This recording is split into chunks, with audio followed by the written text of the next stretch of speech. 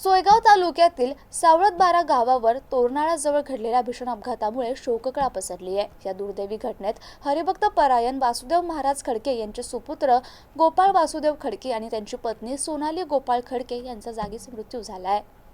मिळालेल्या माहितीनुसार 22 एप्रिल 2026 रोजी सायंकाळच्या सुमारास हे दाम्पत्य जामनेरहून सावळतबारा येथे मोटरसायकलने परतत होते। दरम्यान तोरणाळा परिसरात मागून येणाऱ्या मोटरसायकल ट्रॅक्टरला मागून दुचाकीला जोरात धडक दिली। या भीषण धडकेत पती पत्नी दोघांचाही जागीच मृत्यू झाला। या अपघातात त्यांची 1.5 वर्षाची मुलगी मुक्ताई ही किरकोळ जखमी होऊन थोडक्यात बचावली। वेळ आला होता पण काळ आला नव्हता असे म्हणायला हरकत नाही।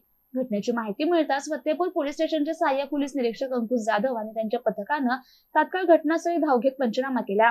त्यानंतर मृतदेह शवविच्छेदनासाठी जामनेर येथे पाठवण्यात आला। पोस्टमॉर्टम पूर्ण झाल्यानंतर मृतदेह नातेवाईकांच्या ताब्यात देण्यात आला। 23 एप्रिल 2026 रोजी गुरुवारी सावळतबारा येथे दुपारी 12 वाजता दोघांवर अंत्यसंस्कार करण्यात आले। यावेळी सर्वांना अंतर्मुख करणारा प्रसंग घडला। अवघ्या 6 वर्षाच्या मुलानं आपल्या आईवडिलांना अग्निदान दिला। हा हृदयद्रावक क्षण पाहून उपस्थित नातेवाईकांनी ग्रामस्थांच्या डोळ्यात अश्रू अनावर झाले। या दुःखद घटनेमुळे सावळतबारा गावावर शोककळा पसरली असून सर्वत्र हळहळ व्यक्त होतीये।